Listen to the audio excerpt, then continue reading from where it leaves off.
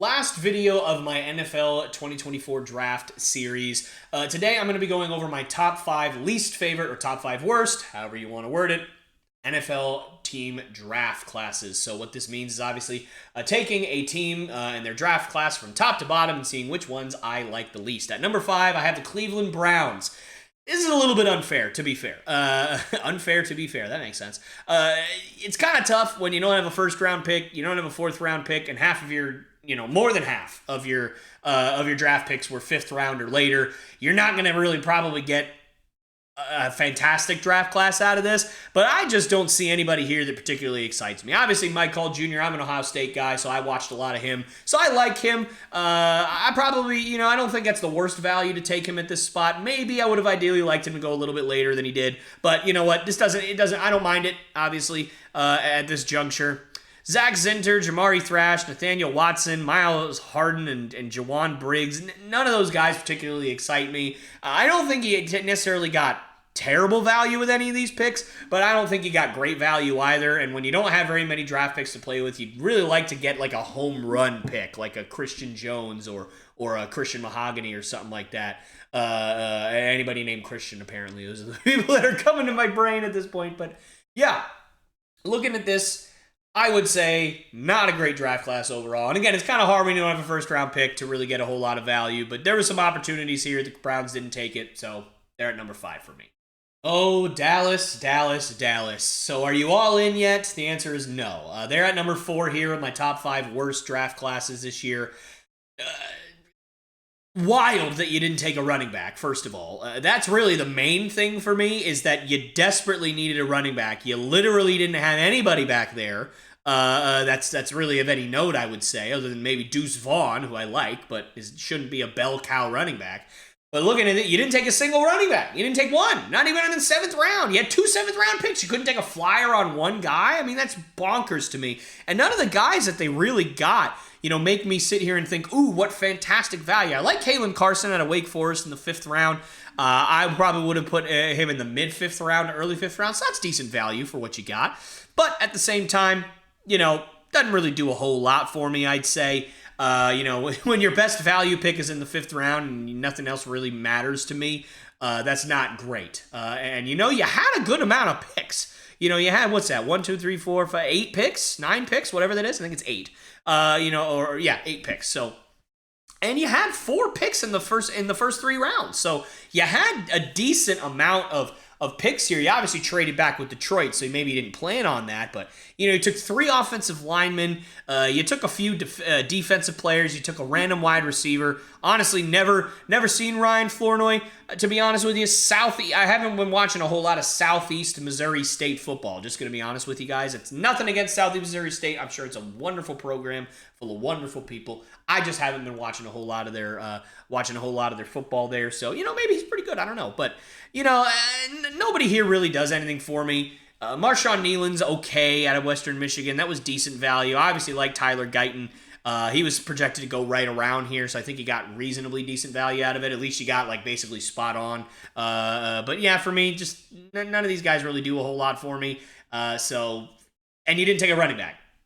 Ridiculous. So Dallas, boo once again.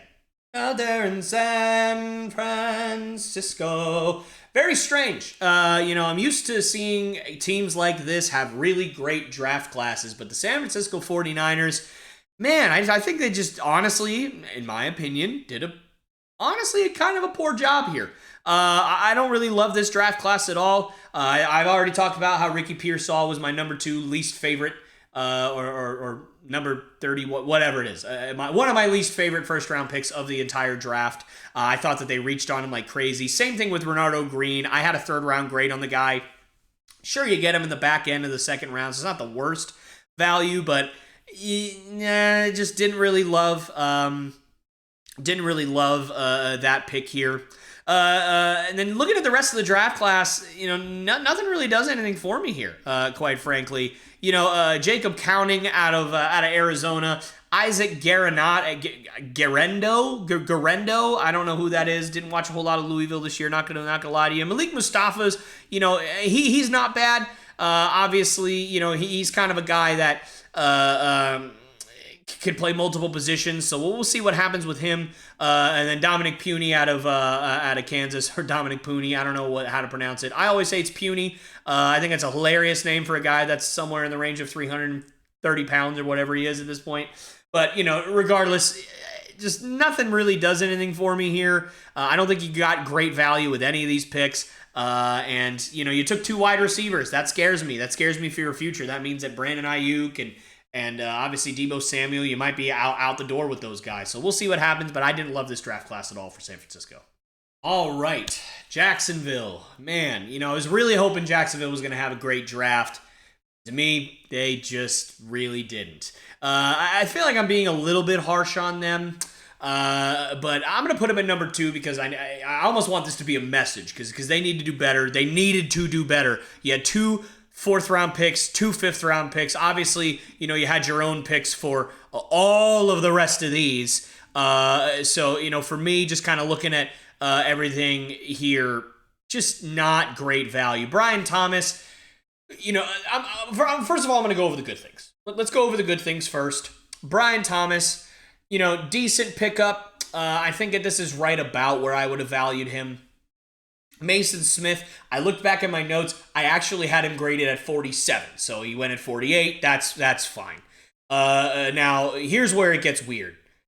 Jerry Jones, I think I had graded like 296 or something. Like it was somewhere in the 290s. I mean, it was not even remotely close. And looking at the ESPN grades, they had him at 235, so a little bit obviously earlier than I did. But that would put you in the, late 6th round, early 7th round, somewhere around there, right? I think that math works out, because I think it's 250-something or 260-something picks. So, yeah, somewhere 6th or 7th round. And you took him at 96. 96. Horrendous value. Javon Foster, another guy, right? Right around here is where I had him graded. Jordan Jefferson, I've already talked about him. He was one of my top 5 worst graded picks. I think I had him somewhere in the 200s. He obviously went at 116. You could definitely make the argument that Jerry Jones was an even worse pick, quite frankly, than Jordan Jefferson, but I just didn't like this at all. I figured at least, they need some DBs. They need some DB help. So why not? Take a swing on the guy. And then Kalen Robinson out of Texas, I like. So I think this pick is okay. Miles Cole is fine. Deontay Prince, I didn't even have him graded, quite frankly. I mean, I'm going to try and look back at my notes here. So just give me 1 second.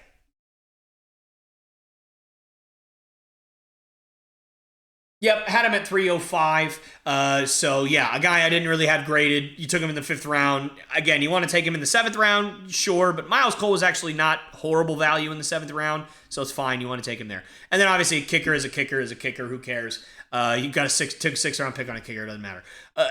So maybe I'm being a little harsh because they did have some okay value on some of their picks, but I just think that the value of Jerry Jones and Jordan Jefferson and Deontay Prince, I mean, put them together. I mean, it's just horrible value for those 3 picks alone.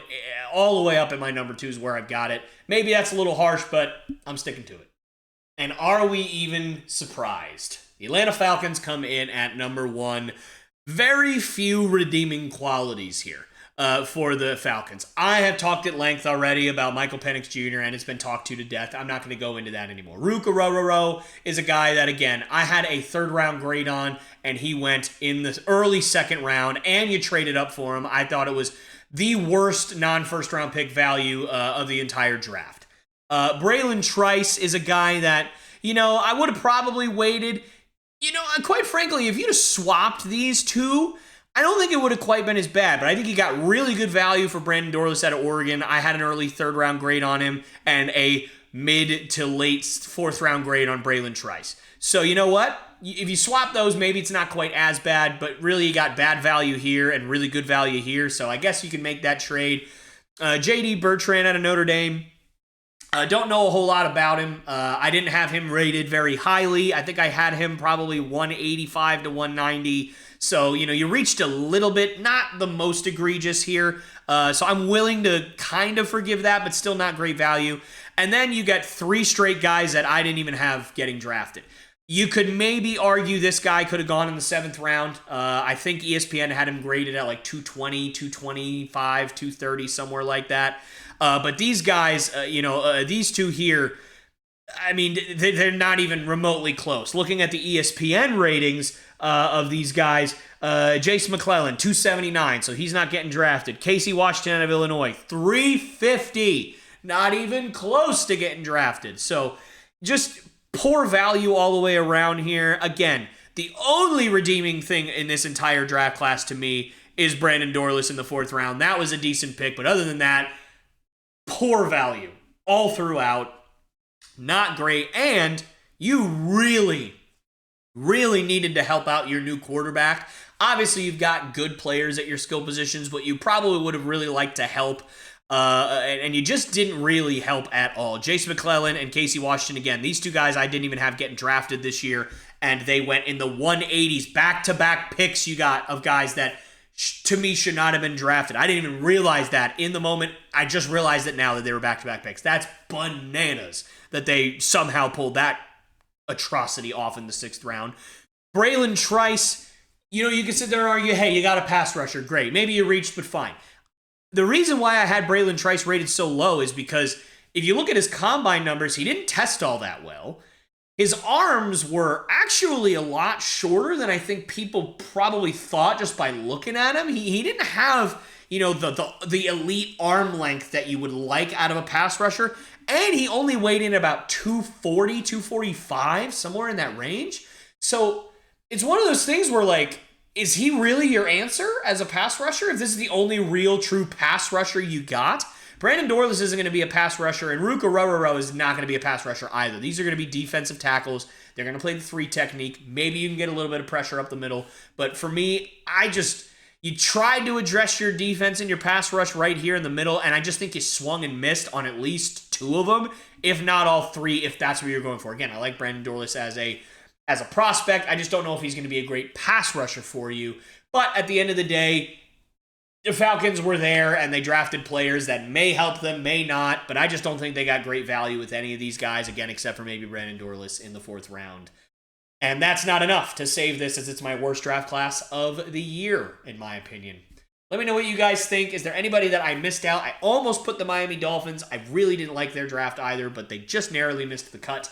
And if there's another team that I forgot, let me know. But anyways, thank you guys so very much for watching. If you haven't subscribed yet, go right ahead and do so if you like the draft content. Keep an eye out for other content coming in the future. The NBA draft, WWE, MLB stuff. It's all coming. NBA playoffs is rolling around as well. So subscribe if you haven't. Let me know what you think in the comments. Thank you so very much for watching. I'll see you all next time.